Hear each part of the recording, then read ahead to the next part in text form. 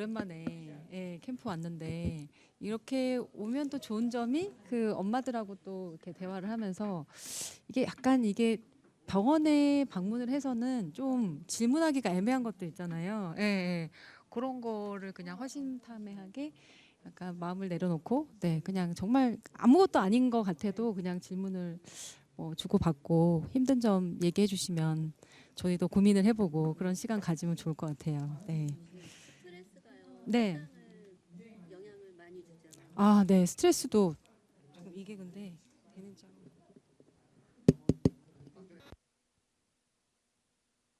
또 영향을 많이 미쳐요. 그러니까 스트레스 상황이 되면은 콜티졸이라는 호르몬이 몸에서 생성이 되거든요. 근데 그 호르몬이 혈당을 좀 빨리 높이는 작용을 해요. 그래서 우리가 스피커에서 안 나와도 별도로 녹음을 따로 해야 돼가지고. 그래서 그 저혈당일 때 대처를 하기 위해서 생성되는 호르몬인데 저혈당 아니어도 심리적인 스트레스도 그 콜티졸을 분비를 하게 해서 혈당이 올라갈 수가 있어요. 그게 신체적이든 아니면 정신적이든 다 작용할 수 있어요. 저절로 떨어지진 않죠. 스트레스 상황이 풀리면 주사를 해야지. 인슐린을 그런데 스트레스 상황이 생기면 호르몬이 분비돼서 혈당이 높아지는데 그 호르몬 자체가 스트레스 호르몬 자체가 떨어지는데 시간이 좀 걸릴 거니까요. 그래서 일단 고혈당이다. 이제 그러면은 일정 시간이 좀 지나게 되면은 기다리는 것보다는 추가 주사를 맞고 보는 게 이제 우리는 CGM 달고 있으니까 추세선도 좀 볼 수 있으니까요. 너무 막 올라가는 추세면은 그냥 주사를 맞는 게 낫고 특히나 이제 식사한 지 얼마 안 됐으면 더더욱이 더 많이 높아질 수 있는 거니까 적극적으로 물론 이제 식전 인슐린을 맞은 지 2시간 이내면은 조금 더 보기는 해야 돼요. 패턴이 확 바뀔 수 있기 때문에 그렇습니다. 네네 네. 음. 네네 네네 음. 음. 네네 음. 음. 이게 참 어려운 문제인데요. 그러니까 다 골고루 먹으면 좋겠지만 골고루 먹지 않는 경우가 많으니까 이제 특히 야채가 우리 몸에 좋은 건 너무 알고 있는데 그거를 억지로 먹기가 쉽지 않으니까 어, 저한테는 당뇨 친구들도 오지만 진짜 안 먹어서 키나 체중이 안 는 애들도 많이 오거든요. 그러면은 처음에는 그래도 모든 야채를 다 잘 먹는 사람은 우리 성인도 잘 없잖아요. 그러니까는 일단 잘 먹는 게 한두 가지는 보통은 있거든요. 그래서 거기서부터 좀 출발해라. 모든 야채를 어떻게 다 잘 먹냐. 그거라도 좀 자주 먹을 수 있도록 하자. 그리고 하나 정도 더. 네네. 네네. 그래서 이것저것 시도를 해보시는 거는 그리고 이제 식감에 따라서 또 다르기도 해서 조리 방법에 따라서도 조금 예를 들면 샐러드도 소스에 따라서 애들이 또 잘 먹는 애들도 있고 안 먹는 애들도 있으니까요. 그런 거를 좀 도입을 해보거나 아니면은 같은 예를 들어서 김치라도 잘게 썰면 먹는 애들도 또 있거든요. 그래서 그런 나이에는 아니면 좀 씻어서 먹여보기도 하고 이제 그런 식으로 아이가 잘 먹는 방법을 조금 찾아보는 것도 괜찮은 것 같고요.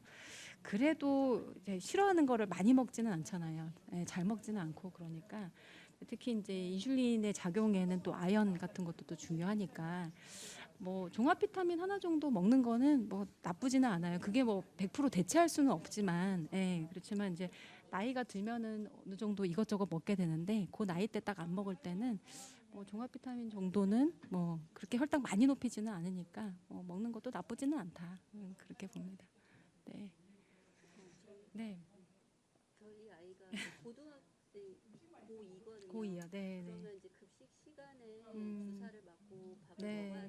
네, 되는데 네, 네. 친구들끼리 막 우르르 가서 막 줄 서서 막 밥 먹고 또 음. 아직 그 친구들한테 오픈도 안 하고 이래가지고 음. 그냥 밥을 먹은 다음에 그 음. 다음에 식후 주사를 맞거든요. 음. 그러면은 혈당이 이제 그 음. 12시부터 계속 고열이에요. 맞아요. 네, 그래서 네, 거의 네. 5시까지만 음. 고열이어서 음. 음. 5시 이후부터 이제 좀 맞기 떨어지기 시작하거든요. 그러니까 음. 식후에 맞기 때문에 또 음. 저기 인슐린 주사도 더 평상시 점심 때 음. 맞는 것보다 더 음. 많이 맞거든요. 3, 4 단위를. 네, 네. 그런데도 잘 못 잡더라고요. 원래 그런가 봐요. 그래서 이제 식전에 맞는 건데, 예, 왜냐하면 주사를 맞고 액션이 올라가는 데까지 시간이 15분 뭐 이렇게 걸리는데 이미 다 먹으면 이제 혈당이 이제 400, 500 뭐 이렇게 치고 나면 그때 떨어뜨리는 시간이 또 더 많이 걸리거든요. 예, 그렇기 때문에 이제 요 나이대 아이들이 중학교 고학년 잘했던 애들도 중고등학교 딱 들어가면 식전에 안 맞기 시작을 해요.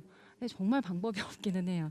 예, 예, 없고 식전에 어떻게든 맞을 수 있는 방법을 찾아라. 그래서 아까 보건교사 선생님도 얘기했지만 딴 친구들 먹을 때까지 기다리지 않고 그 친구만 좀 빨리 맞고 좀 먹을 수 있도록 그렇게 배려를 그러니까 아이가 혼자 하기는 좀 그렇다고 하면 그 몇 명 친구 뭐 한두 명하고 같이 먹잖아요. 그러니까 그런 친구들이라도 조금 빨리 같이 밥을 먹을 수 있도록 배려를 받을 수 있으면 그게 그나마 방법이기는 한데 이제 그런 차원에서는 펌프가 조금 더 낫긴 하더라고. 펌프가 있으면 뭐 이렇게 자리 이동 없이 그냥 바로 할 수가 있으니까 그게 예, 그나마. 근데 펌프를 가지고 있는 애들도 잘 안 하려 그래요. 그러니까 펌프 조작하는 걸 또 보여주기도 싫어하기는 하더라고요. 근데 이제 어쨌든 그 친구들은 너 진짜 꼭 해야 된다.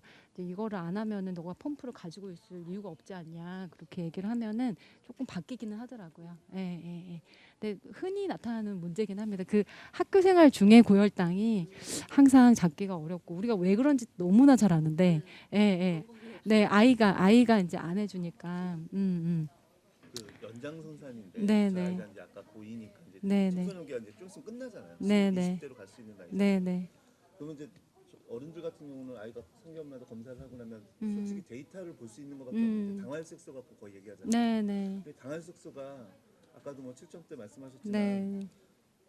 저희 그 교수님 음. 그 저희 상담에도 보면 네. 청소년기니까 뭐 8점대라도 뭐 지금 괜찮은데 네, 네. 그때는 아니지. 그러니까 8점대가 네. 나왔을 때도 네, 네, 그러니까 네. 청소년 때라서 용인이 되긴 하지만 관리를 잘 하셔야 된다 이렇게 말씀을 하시거든요. 이게 허용이 되는 당화혈색소가 저는 옛날부터 궁금했던 게 네, 네. 얘가 이제 성인이 될 텐데 네, 네. 이게 말씀은 뭐 6점대까지 이렇게 뭐 목표를 잡고 하지만 되게 어렵더라고요. 네. 그 가는 수치가. 네, 네. 그러니까 그 나이에도 불구하고 그래도 최대한 할 수 있는 당화혈색소를 몇으로 보세요? 일단은 7% 미만까지 떨어뜨리는 게 7% 미만이요? 목표입니다. 예, 7%까지를 잡습니다. 저희는 펌프를 안 하고 있어. 네, 네, 네. 7%를 목표로 하고요.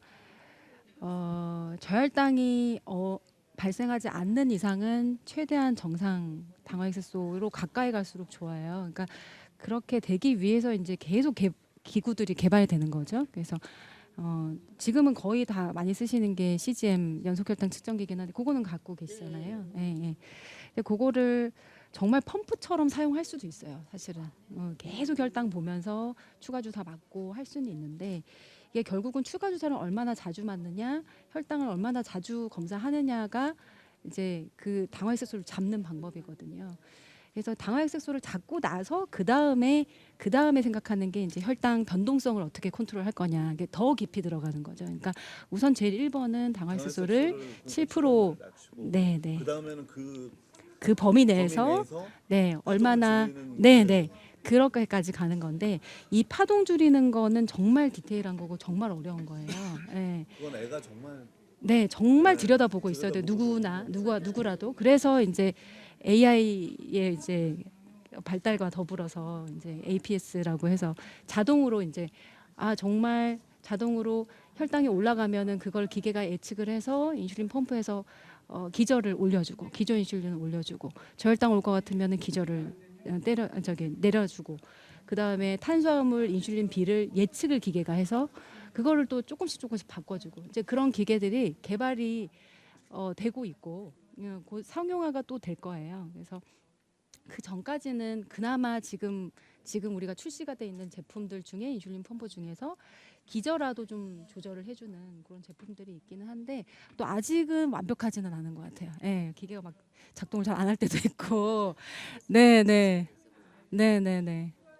저희 친구도 그래서 제 친구 제가 데리고 있는 친구도 이제 그 770G 메디트로닉스 쓰고 있는데 그 친구가 쓸 수밖에 없는 계기가 뭐 당화혈색소 못 잡은 거는 당연하고 자꾸 그 케톤산증으로 입원을 계속 하는 거예요. 거의 1년에 한 번씩 계속 입원을 하니까. 그러니까 얘가 이제 그나마 그 기저 인슐린이라도 맞으면은 괜찮은데 기저 인슐린도 깜빡하면 12시간 내에 애 그렇게 돼서 오는 거죠. 애는 착해요. 애는 착한데 그냥 잠깐 깜빡한 사이가 그렇게 되니까 그래서 어쩔 수 없이 펌프를 달았는데 그러니까 펌프를 다니까 어쨌든 기저는 계속 맞잖아요.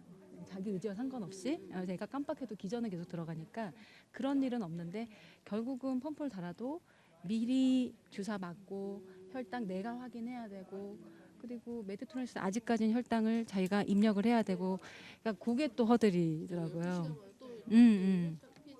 네네 입력을 안 하면 입력을 안 하면 차이가 오차가 너무 많이 퍼지니까 펌프 기계는 괜찮대요. 혈당이 괜찮다고 읽어줘요. 근데 당화혈색소는 안 잡혀요. 그러니까 얘가 이제 계속 그거를 자기 입력을 해야 되는데 귀찮으니까 입력 안 하거나 아니면은 그냥 여기 펌프에서 그 읽히는 거 CGM에서 읽히는 거 그대로 입력을 하니까 계속 오차가 벌어지는 거예요. 그러니까 네네. 네네네. 그래서 계속 수정을 해줘야 돼요. 그러니까 12시간에 한 번씩. 네. 그러니까 모든 기계가 한계는 있어요. 예. 근데 지금 또 최근에 또 CGM 더 좋아져가지고 아마 업데이트가 되면 가디언 4가 되면은 이제 혈당 조정은 안 해도 되는 그런 상태가 될 건데 근데 이제 기본은 펌프가 있어도 펌프라는 건 기계고 결국은 고장 날 수 있는 거고 아무리 좋은 거 나와도 그래서 결국은 지금 하는 것처럼 인슐린 주사 맞고 그다음에 CGM 계속 쳐다보면서 하는 거는 기본적으로 알고는 있어야지 기계가 아무리 좋아져도 대체를 할 수는 있는 것 같아요. 네, 네, 네. 그림으로 하나만. 네, 네. 당화혈색소가 5인 사람이 있고 네. 7인 사람이 있어요. 네, 네. 근데 이 5인 사람은 출렁출렁하고 네, 네, 네. 7인 사람은 전체적으로 출렁출렁은 덜한 네, 네, 네. 평균값이 높은 거예요. 네, 네, 네. 둘 중에 어떤 게 더 혈관 합병증이 더 낫습니까? 혈관 합병증으로 보면은 두 분이 비슷할 수도 있어요. 왜냐면은 당뇨병 환자가 5%를 만들려면요. 그거는 저혈당이 엄청 많이 오는 거거든요. 저혈당 그래서 오히려 정말 사망률은 더 높을 수도 있어요. 그래서 너무 타이트하게 컨트롤하는 것도 저희가 조금 왜냐하면 이제 이게 CGM이 나오다 보니까 더 낮게 5%대로 나는 해보자 이렇게 하시는 분도 있으신데 그렇게 하려면 저혈당이 자주 올 수밖에 없어요. 그렇게 저혈당에 오래 노출이 되면은 또 뭐가 문제냐면 이제 몸이 적응을 해요. 저혈당을 인지를 못하게 돼서 저혈당 오는데도 얘는 멀쩡한 거예요. 실제로 이제 환자 중에 우리는 인슐린이 부족한데 인슐린이 과하게 분비되는 환자들도 있거든요. 그 친구들은 저혈당이 정말 너무 자주 와요. 그러니까 거의 뭐 평소에 저혈당이에요. 이제 증상이 있으면 응급실 실려오는 뭐 이런 상황이거든요.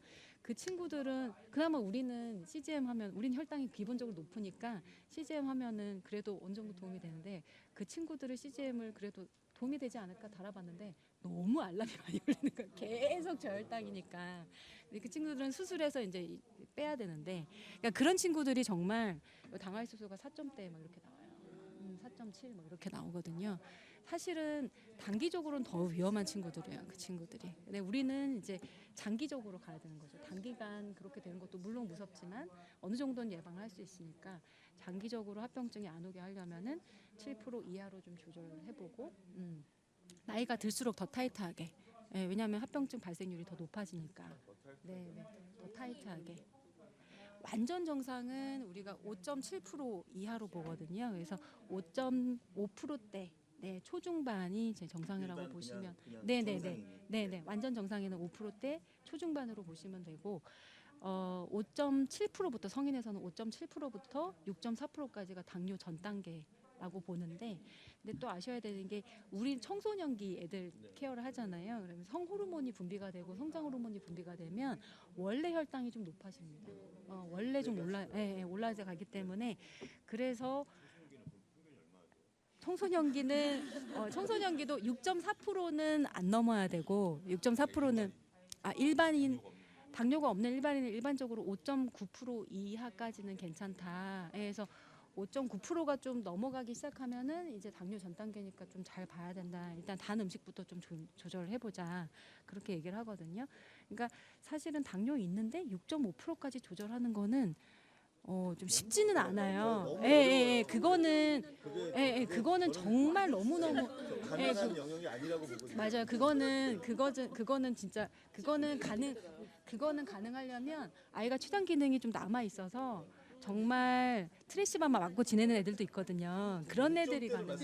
네네. 불가능한 영역 같아가지고 네, 6.0대로 네, 네. 가는 게 아 근데 아주 불가능은 또 아닌 게 그렇게 하는 애들도 있어요. 네, 쉽지는 않아요. 쉽다는 얘기는 절대 아니고요. 네. 그래서 7%에 가까이 가는 게 목표인 거죠. 아무리 해도 잘했다 해도 음. 막 7.2 이 정도뿐이 안 근데 그 정도도 저는 잘했다고 칭찬해줘요. 왜냐하면 이 나이대의 특수성이 있기 때문에 우리가 어쩔 수 없이 인슐린이 막 많이 인슐린에 대한 저항성이 막 생겨가지고 그 전이랑 똑같이 맞아도 안 되는 걸. 예. 그리고 식후에 막 식전에 안 맞고 식후에 올라가고 있는데 7.1 이러면은 너무 잘한 거. 너무 잘하는 거죠. 네, 네. 네, 식전에 맞는 게 중요합니다. 네.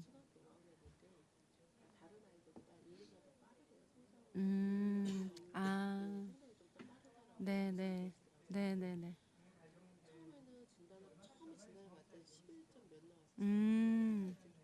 네, 네, 네. 너무 잘했네. 그쵸. 예, 예. 그러니까 나이가 들고 사춘기가 되고 이제 성장 호르몬 분비가 되니까 전체적인 혈당이 이제 올라가는 거죠. 예. 그래서 초등학생 저학년 때보다 이 초등학교 고학년 중고등학교 때가 훨씬 더 조절하기가 쉽지 않아요. 그러니까 그때는 그 전에 잘했던 친구들도 좀 컨트롤이 좀 어느 정도 어렵고 그리고 또 혈당 자주 보는 거 친구들한테 들키는 것도 싫어하고 굉장히 예민해지고 엄마한테 일단 혈당 안 보여주기 시작하니까 잘 보여주나요?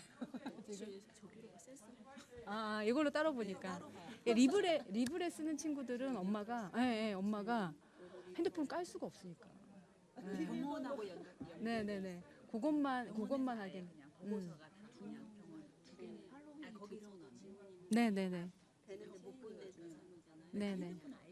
저도 이제 생일 시작하기 전에 네네. 저도 이제 생일 시작하면 이제 당에 영향 가는 건 네네. 근데 지금까지 이제 핸드폰으로 그 인터넷 찾아보면 여성 호르몬이 어떻게 분비되면 그거 네네네. 이렇게 하면 기저 세팅하면 되겠다 알고는 있는데 근데 불규칙이다 보니까 맞아요. 예. 이게 그거랑 그러니까 인터넷이 알려주는 그 여성 호르몬 그거 주기적으로 안 맞아요. 그러면 한 달에 자주 하나요? 아니에요. 그러니까 3개월 한 번 아. 아니면 어느 날 갑자기 하거나 어. 그렇게 되거든요. 그럼 생리 시작한 지가 아직 얼마 안 된 건가요? 1년은 넘었어요. 1년 아직은 근데 그런 패턴이 안 잡힐 수는 있어서. 예. 그거를 제가 궁금한 점에는 지금 생리 불규칙 때문에 이제 제가 패턴을 못 잡는 건지 아니면 이제 생리 규칙적으로 이제 바뀌면? 지금 인터넷상으로 얘기하는 것처럼 주기적으로 패턴을 이렇게 잡을 수 있는지 그것도 사람마다 좀 다른 것 같아요. 그러니까 어떤 사람들은 생리할 때 혈당이 더 높은 사람들도 있어요. 예.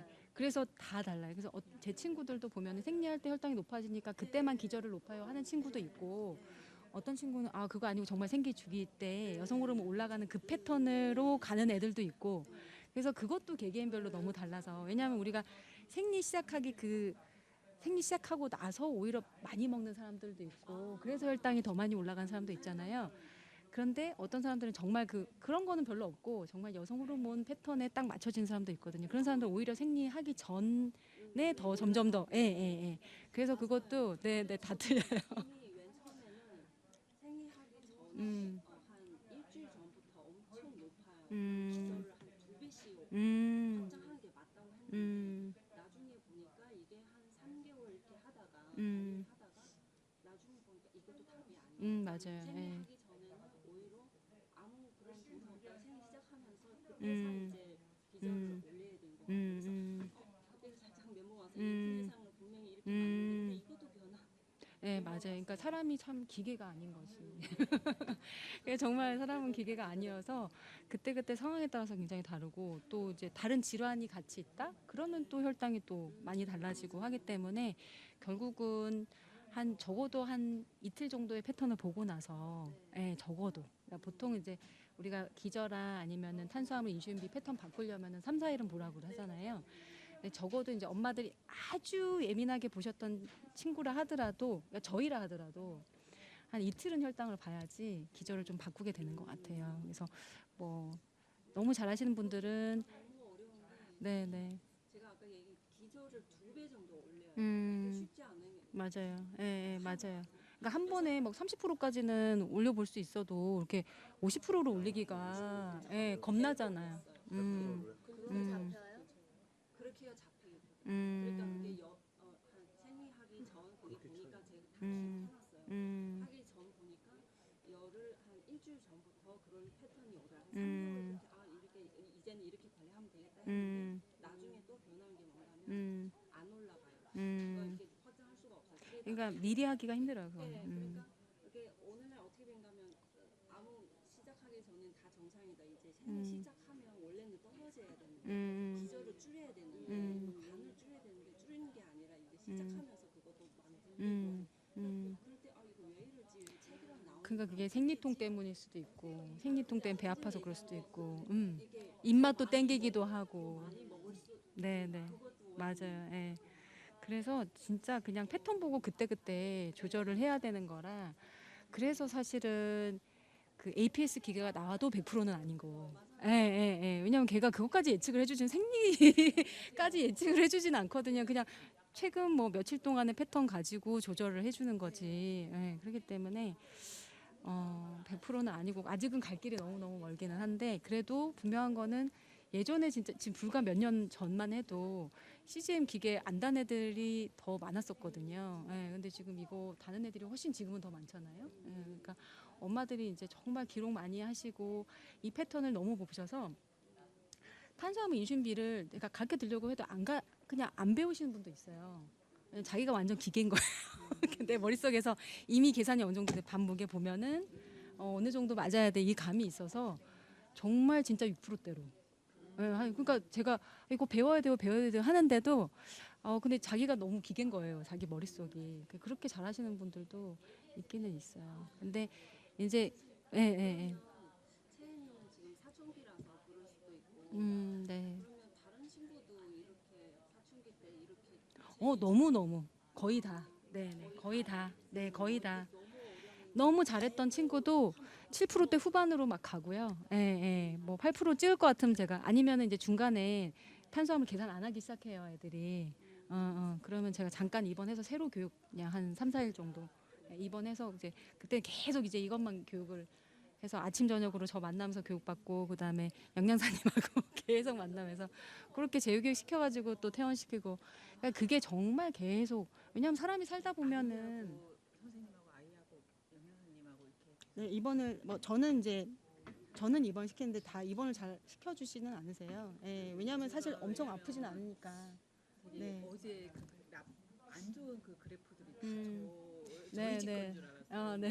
너무 심각하거든요. 네, 근데 네. 내가 7살 때부터 그러다 보니까 지금 거의 그거에 대한 인식이 너무 안 없어요. 하고 있는 것 예, 같아서 맞아요. 이제 전쟁을 너무 많이 벌였거든요. 그러니까 어렸을 때는 시키면 하죠. 네, 네. 근데 어느 정도부터 이제 네. 커가면은 이게 서로가 스트레스고 저도 막 하루도 올라고 막 뒷골이 아픈 정도로 서로 너무 스트레스를 받으니까 네, 네, 네. 당할 숙소가 막 10일 때 늘 거기서 머물러 있는 거예요. 근데 지금 네, 제가 네. 그냥 혼자 할 수 있게 그냥 내버려둬요. 그러니까 오히려 지금은 더 떨어져 있는 거거든요. 그래도 이제 8.0로 그 사춘기고 또 아이들도 뭐 이렇게 돈을 갖고 있다 보니까 자기가 먹고 싶은 것도 사 먹게 되잖아요. 아무리 그거 관리를 한다고 해도 중학교 지금 1학년. 예, 예. 한식도 너무 심하고 중1, 야채 2부터 이런 거 네. 먹지도 않고. 그런 네, 문제들이. 그나마 햄버거는 허용이 되는데 햄버거는 야채가 다 들어있어 다 먹어요. 근데 다른 야채들은 전혀 손도 안 대거든요.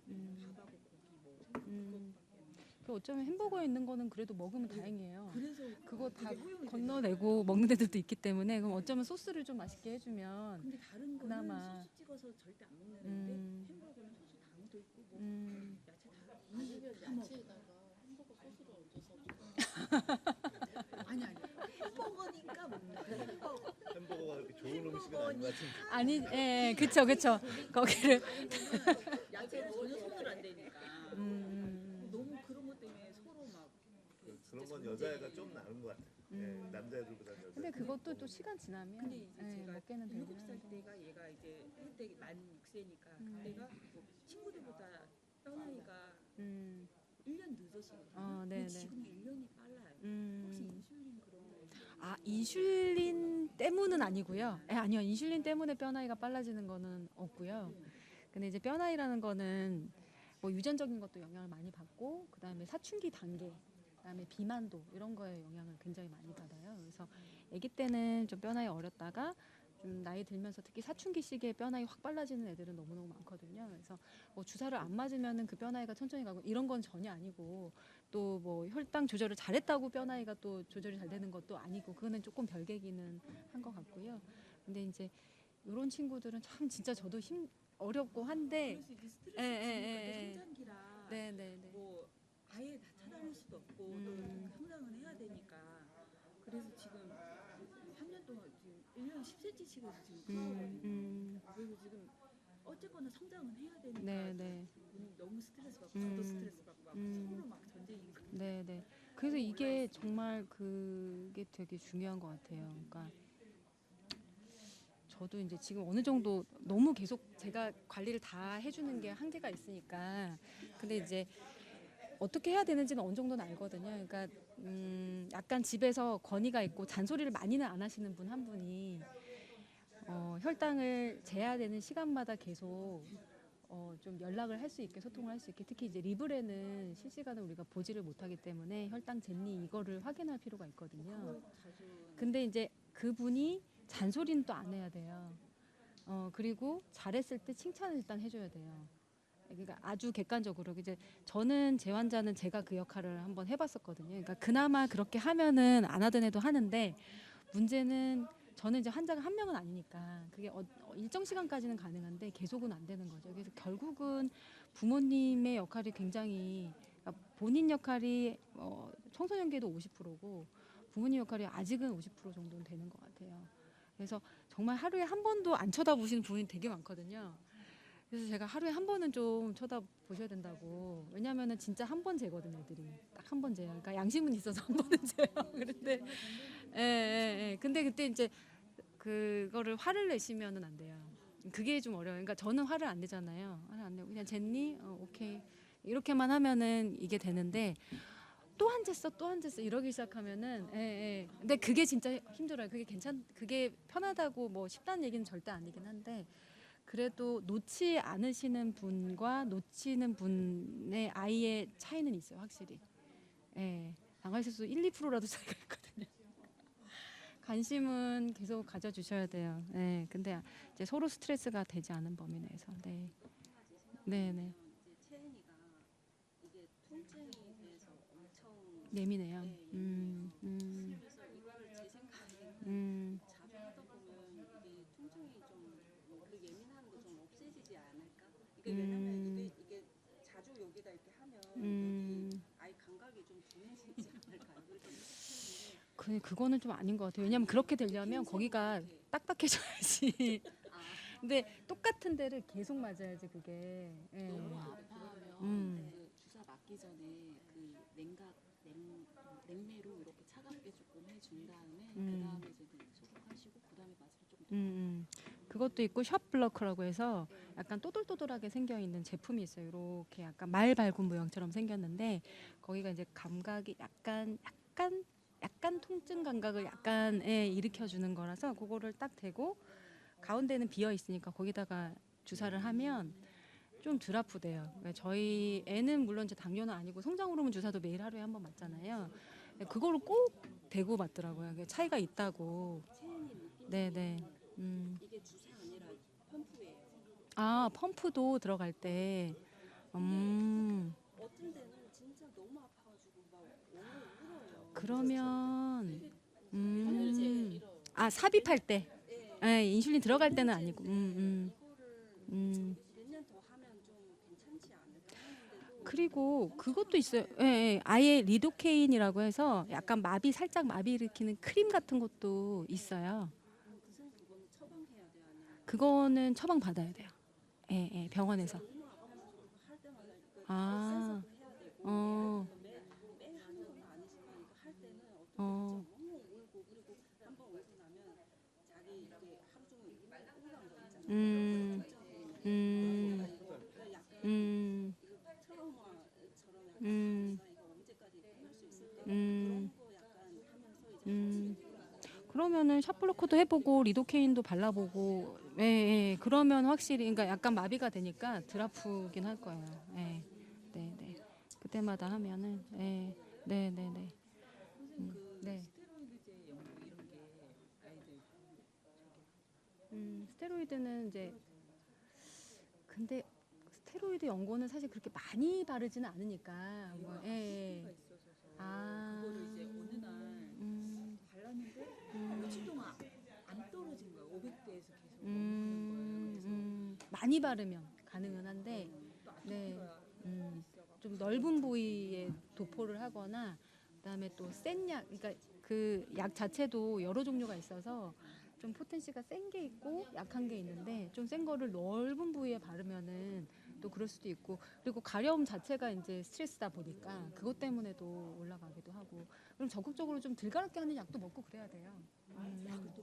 먹는 약으로, 그러니까 스테로이드를 먹는 게 아니라 들가렵게 하는 항히스타민제라는 약이 있거든요. 그러면 조금 스트레스도 덜하니까 이렇게 벅벅 긁고 있으면 사실, 아기 예, 때 예. 너무 심해가지고 밤에도 벅벅벅 어, 맨날 지금 네네. 그래서 그런 거는 피부과에서도, 예, 구매하실 수 처음에 있고 이제 그 소아과에서도. 얘기를 안 했었거든요. 음. 저는 이제 그 신경을 그러니까 음. 거기까지 신경을 못 썼는데 나중에 안 올라가서 이제 네네. 피부과에 얘기를 했더니 네네. 그래서 그것도, 네, 스트레스로 작용을 하죠. 네, 진짜, 네네네. 네, 아니 말씀하세요. 네, 어제 그 제강체가 네네. 베타 세포를 죽인다고 했어요. 네네네. 그러면 만약에 제강체가 사라진다. 음. 베타 세포가 스스로 재생을 하는 그러니까 원래 있었던 사람이 없어지기도 하거든요. 예, 없어지기도 한데, 제강체가 없어지면 음, 스스로 재생할 수가 있어요. 재생이 될 수는 있는데 그렇게 정말로 인슐린을 뭐 이제 끊을 수 있을 정도로 분비 능력이 많아질 정도로 재생이 되지는 않는 것 같아요. 예, 그러니까 실험적으로는 췌장에 이제 영양분 공부를 많이 해주고 하면은 모든 세포는 재생이 가능은 하거든요. 예, 근데 자가항체가 처음에 있어서 증상이 일단 나타나고 시간이 지나면 좀 많이 췌장이 감소가 되기 때문에 그게 조금 살아난다고 하더라도 정말 인슐린 용량을 줄이게 되고, 우리가 원하는 건 그거잖아요. 인슐린을 줄이게 되고 진짜 그냥 정상인으로, 투입을 안 하는 네네, 하게 되는 거, 그거는 잘 안 돼서, 그래서 이제 결국은 미리 췌장이 파괴되기 전에 뭔가 해줘야 되는, 그러니까 자가항체가 안 생기게 하거나, 아니면 자가항체는 생겼다 하더라도 T세포나 이런 것들이 공격을 안 하게 하거나, 이제 그런 약들이 개발을 하고 있어요. 예, 예. 그러니까 아주 초반에 개발을 하고는 있는데 아직은 정말 개발 단계라서. 네, 네. 완치의 방법이라는 게 있다면 네, 네. 어떤 식으로 완치? 완치요? 완치. 그런 생각을 네, 네. 막연히 하게 되죠. 이게 언제쯤 이렇게 네, 완치된 사람을 보고 계세요. 회장님. 그럼 이식하신 거잖아요. 그러면 결국은 네, 네, 네. 끝은 이식인가요? 그거 물어보려는데 근데 이식 자체가 사실은 쉽지는 되게 않은 어렵잖아요. 거죠. 예, 예, 그 예. 장기를 이식한다는 그러니까 건데. 이식을 지금 아직까지는, 그러니까 맞아줘야지 그게 아직 그러니까 그 받고 싶어, 예, 그 췌장 이식을 받고 싶어서 기다리는 사람 많은데 이게 사체가 있어야 되는 거잖아요. 예, 그것도 췌장이 건강한. 제가 해주고 싶어. 만약에 진짜 그 단계에 왔어요. 이식해야 되는 거 제가 해주고 싶어요. 그러니까 건강한 하나의 췌장이 다 있어야지. 완전체가 있어야 돼요. 네, 그러니까 뭐 네, 아까 네. 말씀하신 베타 세포 쪽만 따로 해가지고 세포 이식이나 이런 걸로 쓸 수는 세포 이식을 지금 하고 있거든요. 그러니까 췌도만, 그러니까 우리가 췌장이 있고 췌도에서 결국은 인슐린 만드는 거니까 췌도만 모아서. 근데 이제 그걸 할래도 사체가 많이 필요한 거죠. 그리고 그렇죠. 나눠줄 수 없어요. 내 췌장을 반을 자르는 순간 나도 당뇨가 되는 거죠. 그래서 이제 그거는 지금은 그러면 불가능하고. 그러니까 저 네, 궁금했었는데 그 네, 체도 세포라는 거는 네네. 그 사체에서밖에는 이게 그거를 연구하고 있어요. 그러니까 동물 돼지, 장기나 이런 거 돼지, 하잖아요. 예, 돼지에서 하는 방법을 연구를 하고 있는데 그렇게 해도 결국은 이종이니까 면역 억제가 필요하고 그게 너무 힘든 거예요. 그래서 이거를 최대한 어떻게 하면 면역 반응을 덜 일으킬까? 결국은 내 몸에는 면역 반응이 일어날 수밖에 없기 때문에 왜냐하면 다른 종의 세포가 들어오는 거니까 싸워서 이기려고 한단 말이에요. 그러니까 이 채도를 최대한 면역 반응으로부터 보호하는 그러니까 캡슐을 만들어서 보호를 해서 주입하는 방법도 지금 연구를 하고 있어요. 활발하게. 네, 네, 네. 김광원 회장님 네, 네. 이식을 했잖아요. 네, 네. 기존에 있던 그 자가항체가 네, 네. 이식된 그 세포는 공격을 안 해요. 공격을 할 수 있죠. 네, 공격을 할 수 있죠. 예, 예, 예. 그러니까 지금까지는 기능을 잘 하지만 그것도 100%는 아니죠. 네. 사람마다 네, 네. 조금 세포의 모양이 틀리니까 네, 네. 자가항체가 모자랄 볼 수도 있나 봐요. 그렇죠. 네, 네. 모든 게 똑같지는 않으니까. 예, 다른 이제 걸로 이제 바뀌었으니까. 예, 그렇지만 이제 지금은 먹약으로 이제 면역 억제도 하고 하면서 조절을 하는 건데 그것도 이제 100%는 아니고. 그래서 면역 억제제를 최대한 어떻게 하면 순하게 내 몸도 공격하지 않게 할 수 있는가 이제 그런 것도 지금 계속 개발이 되고 있고. 네. 지금까지는 계속 네, 계속 먹어야지. 네, 췌장이 계속 살아갈 수가 있으니까. 네. 네, 네, 네. 네, 네, 네. 그렇죠. 그리고 네. 크게 그래도 주사 맞는 것보다는 훨씬 내가 맛있는 음식 내가 계속 혈당 안 재고 먹을 수 있고 하는 거니까. 근데 그거 자체가 쉽지가 않고 아직까지는 예. 네, 생각을 아직까지는 하지 말아야. 그러니까 지금 그거를 생각할 단계는 아니고 왜냐면은 췌장만 이식을 안 해줘요. 그러니까 신장까지 망가져서 예, 예, 정말 이 환자는 꼭 필요하겠다 하는 환자들만 그것도 이제 리스를 몇 년을 기다려서 정말 운이 좋으면 되는 거고 하는 거기 때문에 그걸 지금 해야지 나는 뭐 이렇게 생각할 게 아니라 예, 예. 최대한 있는 췌장으로 남아 있는 기간을 네, 이렇게 예, 합병증이 안 생기게 이렇게 하는 게 뭐 네. 완치 방법이 분명히 음, 될 거라고. 네네. 본인 생각 어떠십니까? 그러니까 완치라는 게 그러니까 어떤 의미인가, 어떤 거를 완치라고 생각하는가에 따라서 좀 다를 수도 있을 것 같아요. 그러니까 완치라는 게 최소한의 나의 조작으로, 최소한의 나의 어떤 뭐 걱정이나 근심이나 노력으로 일상적인 생활이 가능하다면 그것도 완치라고 볼 수 있다라고 저는 생각을 하거든요. 그렇다고 하면은 기계도 점점 더 소형화되고 더 스마트한 기계들이 나올 것이고 그러면 어쩌면은 혈당 검사 내가 굳이 여러 번 안 하고 내가 신경 많이 안 써도 알아서 기계적으로 조절할 수 있는 날이 그렇게 멀지는 않았다고 저는 생각을 해요. 네, 네, 네, 네, 완전 그거 APS 네, 네, 네, 네. 어디 단계까지 개발이 지금 거의 다 된 것 같은데 아마 네, 네. 임상 폰은 지금 말씀하신 네, 그 네. 펌프랑 연동이 안 돼서 지금 음, 아직 시행이 음, 들어왔는데 펌프랑 음. 연동이 안 되고 있고 7807은 지금 들어온다고 들었어요. 지금은 그 연동하는 거는 그 CGM이랑 연동돼서 하는 건데 그거 어느 쪽으로 더 개발해서 완벽하게 되는지 지금 근데 그거 지금 일단 있는 것까지는 기저만 조절을 하는 건데 새로 들어올 거는 이제 탄수화물 인슐린 B까지 조절을 해주고 민감도도 조절을 해주고 네, 네, 네, 네, 네, 네, 그까지는 지금 네, 곧 출시가 네, 네, 네, 펌프가 네, 그냥 그 식사 인슐린 말고 새벽에 기저만 네, 네, 기저로 기저만 네, 네, 해서 기저만 조절을 늘려줬다가 줄여줬다가 네. 근데 그게 기계가 지금 아주 완벽하진 않은 것 같아요.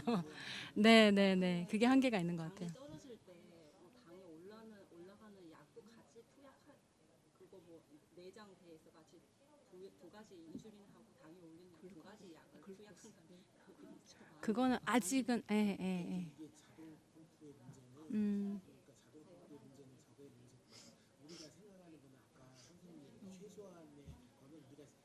일정은 유지돼야 되니까 저혈당 스탑되는 건 맞는데 CGM도 지금 덱스코보다 높게 나오고 리브는 낮게 나오죠. 리브를 차고 있으면 리브는 항상 다 보통 사람들이 하면 다 빨간색밖에 안 나와요. 선생님 대보시죠. 빨간색밖에 안 나와요. 그 정도는 아닌데. 사람마다 다르고. 예, 그 정도는 아닌데. 근데 이제 그리고 덱스코는 높게 나오는데 이제 리브 같은 경우는 이제 낮게 나오는 게 안 좋은 게 아닌 게 저혈당을 감지할 때는 오히려 좋은 거고 덱스코는 대신 이제 재보면 되는데 저 중간 공론이니까 너무 잘 보죠. 하시고 그런 느낌이 있으면은 혈당 측정하기 전에 덱스코를 하지만 먼저 먹고 나서 해요. 덱스코는 못 잡는 거예요.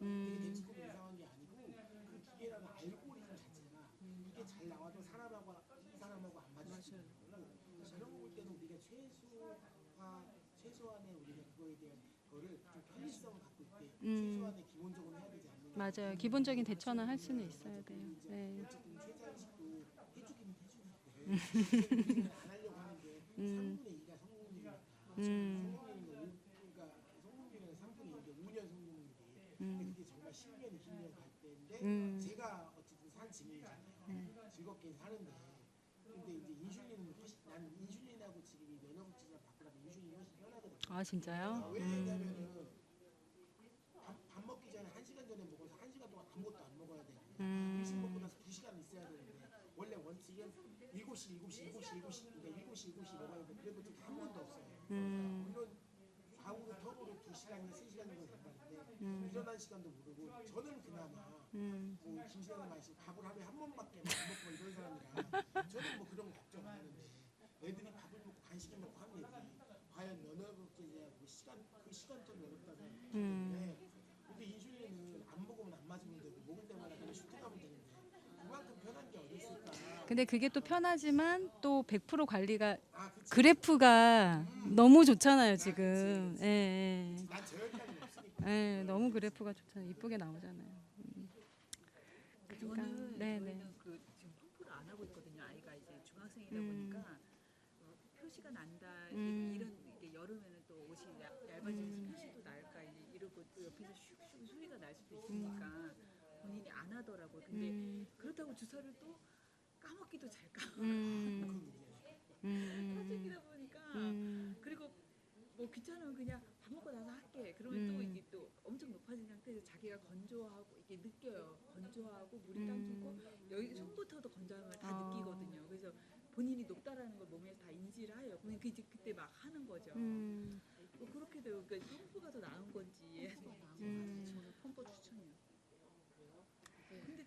근데 그래서 단점이 저희 애는 그러니까 펌프 전에 주사로 맞을 때는 애가 먹는 걸 다 여자애라 그런가 먹는 걸 한 번에 몰아먹고 그래서 혈당 관리가 훨씬 더 잘 된 케이스였거든요. 근데 펌프를 달면서 아시다시피 제가 이렇게 되게 몇 년 한 2, 3년 힘들게 지내다 보니까 펌프 달고는 넣고 먹고 이렇게 살찌는 게 조금 그게 됐고 이제는 음식 따라도 다르긴 한데 이게 치고 올라가는 개수가 이제 변동 개수가 조금 심각해 이렇게 조금 있어서 당화혈색소가 생각보다 더 많이 나오기는 한데 아이 행복도나 부모 행복도로는 근데 또 펌프가 보면은 훨씬 좋은 것 같아요. 얘가 몸이 운동을 좋아하는 친구가 아니에요. 몸도 이게 운동신경도 없고 그러니까 그것도 문제지만 사실은 그 운동 그러니까 이령 단련병은 어쨌든 이령 단련병만 있는 거지 이거하고 운동 기능하고 관계는 없는데 예를 들면 진짜 운동을 싫어. 잼뱅이 좋아하지 않고. 때는 저 되게 안 좋아해요. 예. 근데 운동을 좋아하는 친구들이 많거든요. 의외로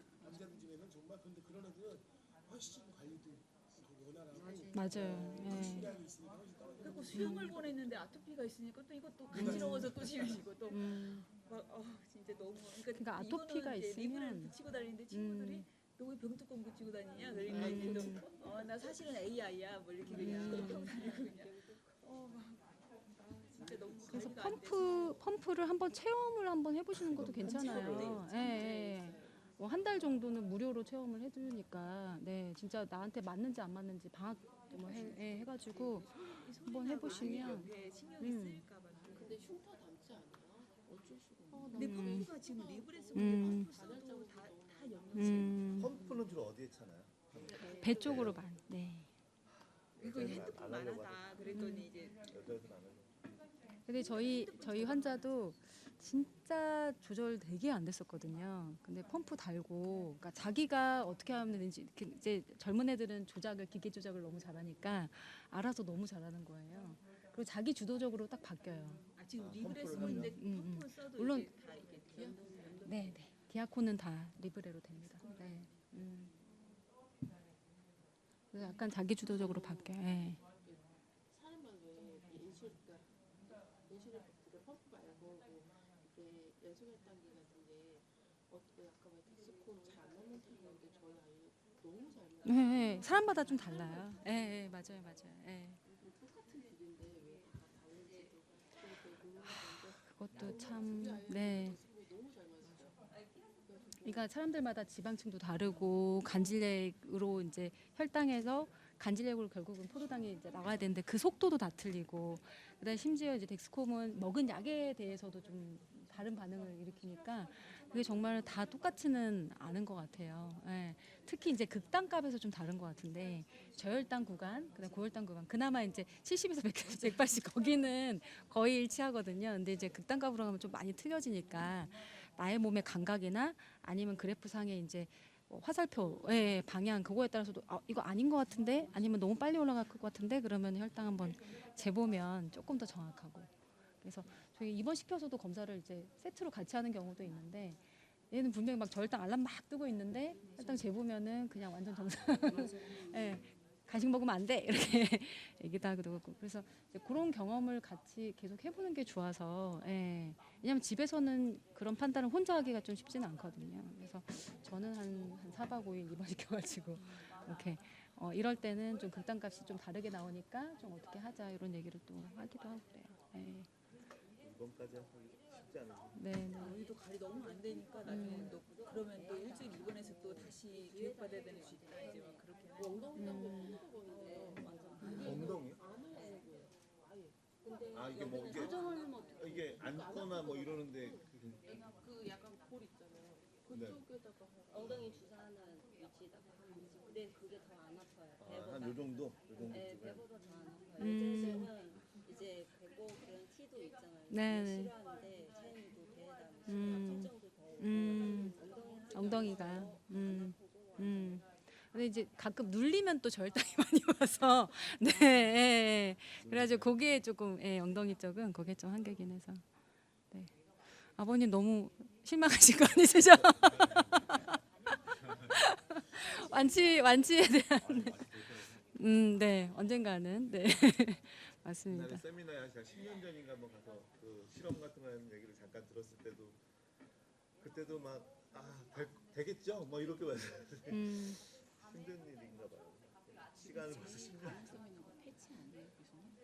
그나마 그나마 네. 어떻게 봤으면 네. 주사보다 어쨌든 제일 실험 가능성 있는 건 패치 아니면 그리고 먹는 약도 지금 개발은 되고는 있고요. 네. 인슐린은 한계를 그 어떻게 맞춰 그 인슐린 양이 저는 그게 흡수되는 게 확실히 그것까지는 저도 잘 모르겠지만, 그거는 쉽지는 않을 것 같은데, 어려도 되긴 한데 그리고 단백질이라서 분해되기 때문에 그걸 코팅을 해가지고, 코팅해서 하는 거를 흡수되는 과정까지 시간이 다 틀리죠. 시간이랑 네, 수정 네. 양이 달라지고 뭐라고 말을 못할 것 그래서 제 생각에도 많이 진행한 환자한테 적용하기 좀 어려울 것 같기는 하고, 그리고 코에 뿌린 약은 이미 이제 미국에서는 상용화가 되고 있고 한국에도 들어오지 않을까, 언제 들어올지는 잘 모르겠어요. 코에 뿌리는 게 인슐린이에요. 네. 흡입형. 흡수가 돼요?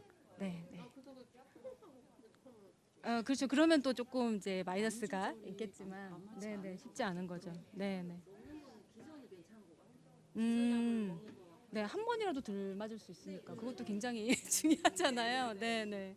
물론 그것도 까먹는 애들은 까먹겠지만, 네. 그렇죠. 하여튼 투약의 편의성만 좋다면 뭐 뭐든 네. 개발되면 뭐 그러면 그럼요. 네. 그래서 계속 개발은 새로운 약들이 개발은 저희 되고 아이는 있어요. 7살 때 진단을 받긴 했는데 그 전에도 아기 때도 보면 또래 아이들보다 만약 귤을 하나 먹었다 그러면 화장실을 한 번 더 가거나 이게 혹시 증상이었을까요? 근데 그거는 반드시 증상이라고 그러니까 그 치료, 그러니까 진단되기 전에 말씀이세요? 그러니까 3살, 4살, 뭐 5살 이럴 때도 보면은 또래 아이들하고 뭐 귤을 하나 더 같이 먹었다 그래도 일주일에 한 번 더 가거나 근데 보통은 당뇨 환자 1형 당뇨는 이게 2형 당뇨처럼 서서히 증상이 나타나는 건 아니고 제 환자 중에는 한 달 전에 키가 작다고 와가지고 검사를 하고 그때 혈당이 다 괜찮았거든요. 근데 한 달 만에 이제 케톤산증이 생긴 거. 그러니까 대부분 그렇게 갑자기 그래요. 예, 몇 주 내에 갑자기. 예, 너무 멀쩡했던 애가. 예, 그래서 뭐 7세 때 발병이 됐다면 3, 4세 때는 아마도 췌장 기능이 그렇게 막 소변 자주 볼 정도는 아니었을 거예요. 자주는 안 돼요. 한 번이라도 더 갔던 거 그랬던 것 같아서 아마 그때까지는 뭐 괜찮았어요. 일반 의사분들도 잘 모르시는 게 네. 케톤산증이 심각하게 와서 애가 호흡하는 것도 힘들어요. 되게 갈증하고 아파 있었어요. 저희 동네 병원 있었거든요. 네. 이제 그 벌써 50분 이상 이게 장염 대화를 피부과예요. 이어오셨는데요. 원래 이제 케톤산증. 마지막 질문 정도 하고 맞아요. 마무리해 주시면 감사하겠습니다. 예. 그러니까 무조건 피 검사를 해야 되는데 애기들은 무조건 피 검사를 해야 되는데 피 검사 안 하고 이제 성인처럼 수액만 마시면 근데 증상이 호전이 안 돼서 맞아요. 이사가 이거 치료병원으로 달러 갔다 음. 편집에서 혈당 체크하더니 네네 500이 넘었다고 네네네네 그렇죠. 네네. 그렇게 알죠. 네네 막얘 당뇨 있다고 음. 깜짝 놀랐어. 음. 무슨 당뇨냐고 음. 막 피검사 막 갑자기 막 정신없이 음. 검사하더니 얘 그게 케톤산증 되게 심각하고 네네 얘 집중 치료해야 된다고 이게 되게 흔해요. 예, 되게 흔해요. 너무 증상이 맞아요. 갑자기 항상 검사로 알았거든요. 아이가 그 증상이 학교 검진? 갑자기 막 그냥 영유아 검진은 소변 검사가 없잖아요. 없어요. 예. 근데 아이가 계속 소변을 자주 아. 보고 같은 데서 계속 물을 막 음. 입인 돼서 그냥 마시고 그냥 밤에도 한밤중에도 화장실 갔다가 물 마시고 또 자고. 그러니까 밤에 애가 몇 번씩 깨니까 실수도 하고 이렇게 그거 바짝바짝 마르고 애가 계속 같은 안에 계속 물 마시고 해서 안 되겠 갑자기 소변 검사를 해야겠다는 생각이 확 들어가지고 제가 동네 병원에 가서 소변 검사 해달라고 했더니 왜 그러냐고 그래서 했는데 영유아 검진은 없거든요. 없어요. 그러니까 그 성인과 달리 소아에서는 그렇게 막 혈액 검사, 소변 검사에서 뭐가 걸릴 만한 어떤 질환이 잘 발견되지 않는 경우가 많아서 아직까지는 피 검사가 초등학교는 소변 검사는 해주고 영유아 그것도 검진도 피 검사 없어요. 없어요. 아무것도 없어요. 초등학교 4학년 될 거예요. 그것도 2학년. 학교에서 했을 때는 피 검사 해주는 거는 뚱뚱하거나 하면은 그나마 해주고. 그래서 그때 케톤산증 나와가지고 여기서 이제 더 심각하면 저는 이제 중환자실 발견하고 그나마 그 엄마가 그건 캐치를 잘 하셔서 그나마. 저희 아이가 아침에 이제 혈당을 재면 뭐 120대 괜찮아요. 그러면 얘가 그냥 아침밥도 안 먹으니까 그 헤모로그를 안 맞아요. 근데 점심 때쯤 되면은 그냥 좀 높아 있어요. 이미 안 먹어도. 아침에 원래 좀 혈당이 좀 올리는 건지 아니면 우리 애만 좀 오르는 건지. 아침에 원래 콜티졸이라는 호르몬이 분비가 돼서요. 그 아까 얘기했던 그 스트레스 호르몬이 아침에 좀 높아지고 저녁엔 좀 떨어지거든요. 그래서 아침에 좀 올라갈 수가 있어요. 네. 아침을 안 먹어도 두 교수님 먹다 싶으면은 계속 뭐 질문 그렇게 할 수도 이어지는데요. 있고, 저희가 이제 아니면은 벌써 다음 시간이 있어서 마무리를 좀 하도록 하겠습니다. 예, 저희가 이런 시간을 보시면 자주 새벽에 마련하겠습니다. 저혈당이 안 오는 저혈이 와요. 그러면 어쩔 수 없이 뭐 피아스프를 조금 맞는 건 얼마나 올라가요? 혈당이? 혈당이요.